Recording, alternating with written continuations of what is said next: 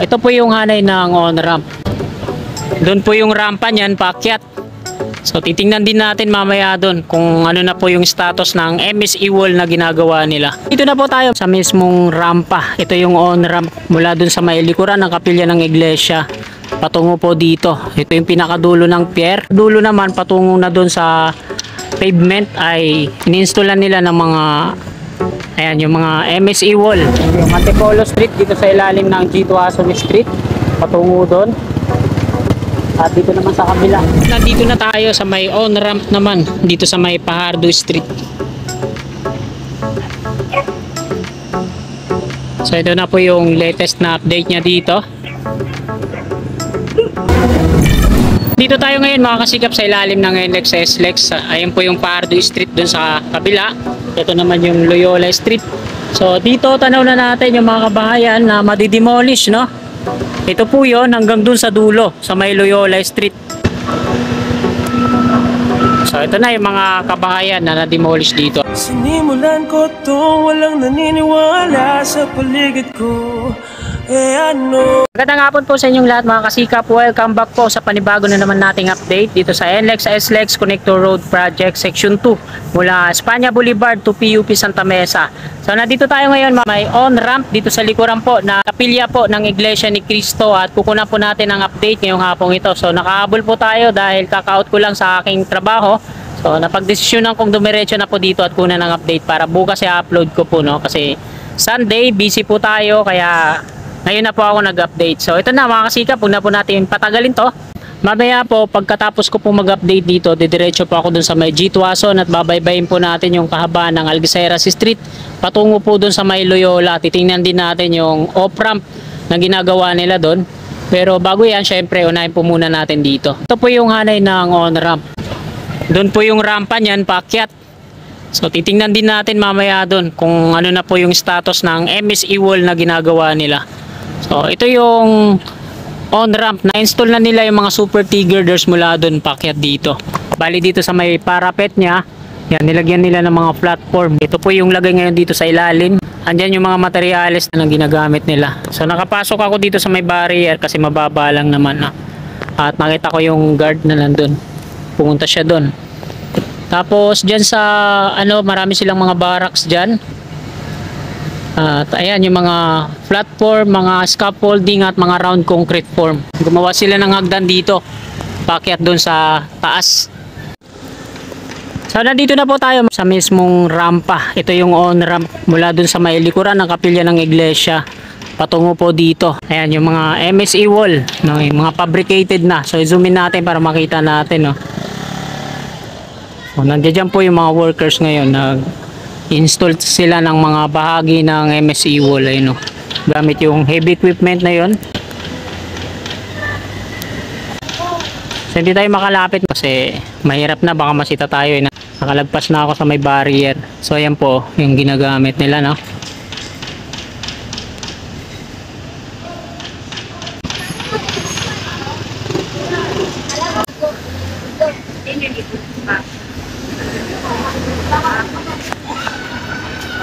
Exit na po tayo. Tara, let's go.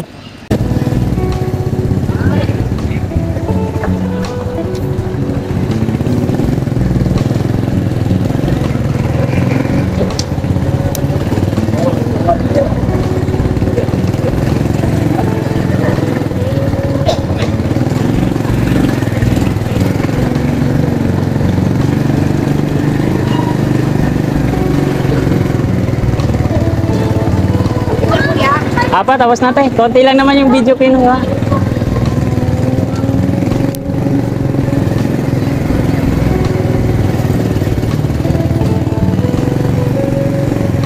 So ayan po yung kapilya ng iglesia sa unahan natin. At yung dulo ng ramp ay dito yan sa may kanan, no? Sa may likuran niya. Nire-renovate din pala yung kapilya dito. Salamat.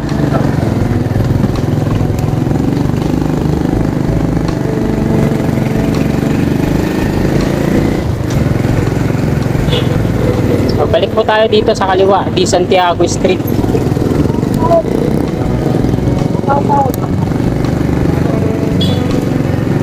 Tapos kunan din natin ang update dito sa may G Tuason Street mismo, no? Corner D Santiago.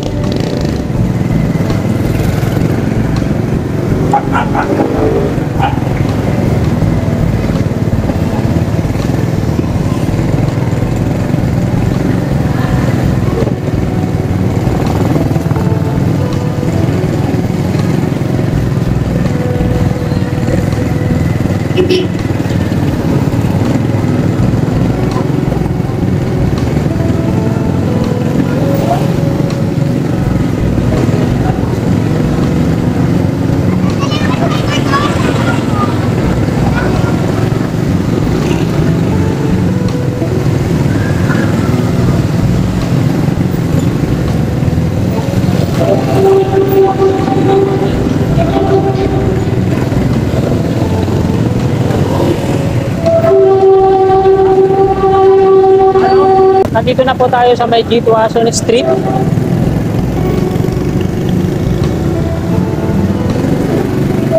Ito po yung Robinson sa kaliwang bahagi po natin. Ito na po yung viaduct ng NLEX sa SLEX na tumawid po dito sa may G Tuason Street.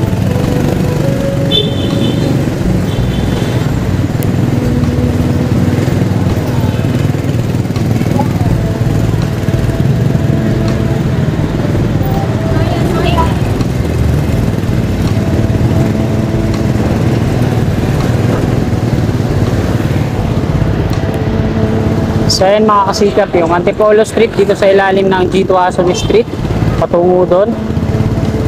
At dito naman sa kabila, nandiyan dyan yung mga guardia nila. At nandiyan yung iba nilang mga heavy equipment at nag-uwi na ata yung mga ibang mga workers, no? Ito po yung update dito sa G Tuason Street. Diretso po tayo doon sa may Albiceras Street naman, babaybayin po natin yun hanggang doon sa may Loyola. Ayan, umahapon na. Kanan na po tayo. Ito na po yung Honrades Street. Ayan na po yung NLEX sa SLEX. Pansinin po natin sa taas, sa parapet niya, no? Ayan ang mga forma.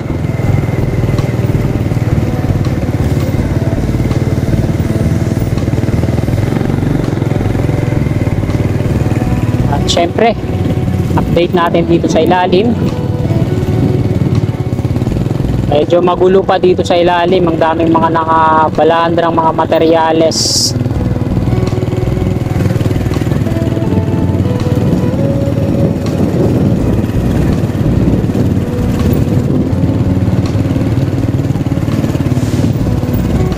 Ito yung sinasabi ko sa inyong bagong siguro macro geofoam din to, no? Mga naka package dito. Siguro macro geofoam din to, nakabalot pa siya.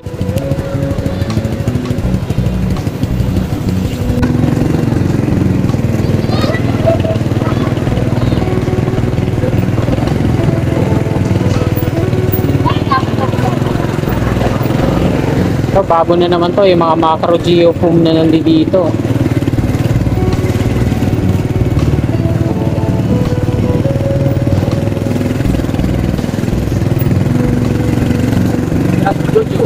Makakapal na yung mga macro geofoam na nandiyan dyan, no? Pang na yan sa mga ginagamit nila yan sa mga ramp, papaumbok.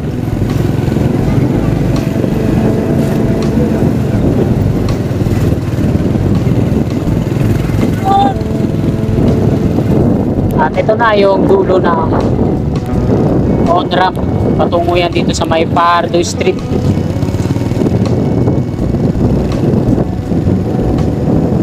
Silipin din natin, dito tayo sa pinipwestuhan natin lagi.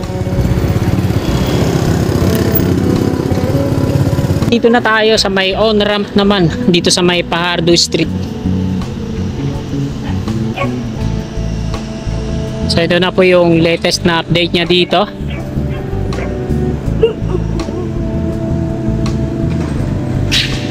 Nasa pangatlong patong na sila ng MSE wall. Doon sa parting yun, no, sa may pataas. Yan, medyo mababa, tapos pangalawa medyo tumataas na patungo doon. Hanggang doon na yun sa mismong pier head niya. Kalibel na yung MSE wall na to.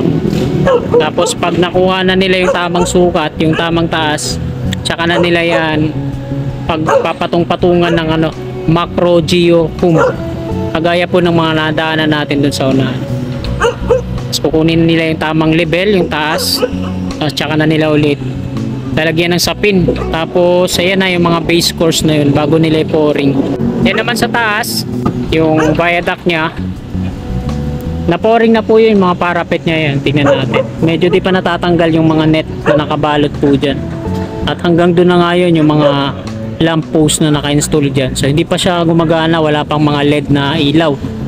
Kaya naman po yung off-ramp patungo doon. So titingnan natin yan mamaya kung ano na yung update doon. So na po tayo magsayang ng oras habang medyo maliwanag pa. Tara, let's go! Baybayin po ulit natin tong kabaan ng Algeciras Street at diretso tayo dun sa may Loyola, tapos papasok tayo dito sa ilalim, tapos lalabas ulit tayo dito sa may Fajardo Street. Tingnan natin dun yung demolition sa unahan.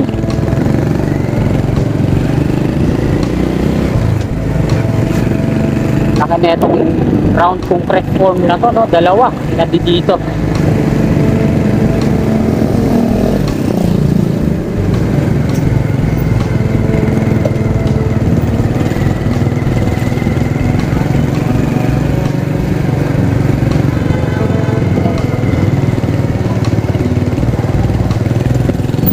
So sana makapasok tayo dito sa ilalim.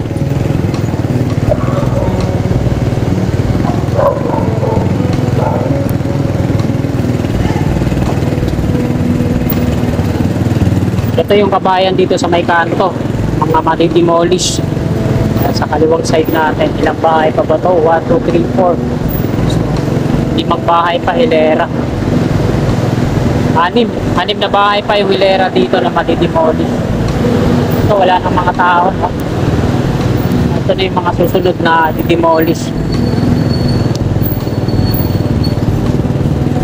So dito sa parting ito mga kasikap, nandito na sila, no? Yung demolition na ginagawa nila.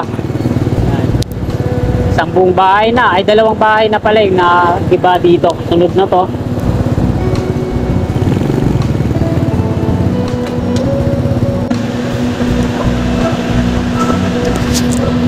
So nandito tayo ngayon mga kasikap sa ilalim ng NLEX sa SLEX. Ayun po yung Fajardo Street dun sa kabila.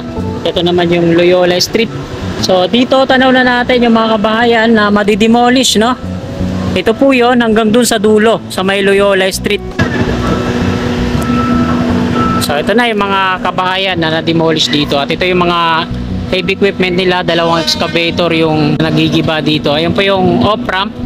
Patungo po yan dito. So sa mga nagtatanong, no, yung off-ramp na yan, diretso yan hanggang Loyola. So diretso pa rin yan hanggang dun sa may Espanya Boulevard northbound.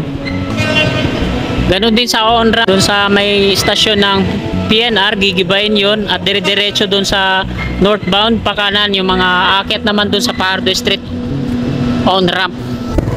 Nagapon sir. Diretso na tayo mga kasikap, may gwardiya, baka madali na tayo. Mahirap na. So ito po yung ilalim ng off-ramp. Ayan. At nandito yung mga giniba nila sa gawing kanan po natin nakatambak.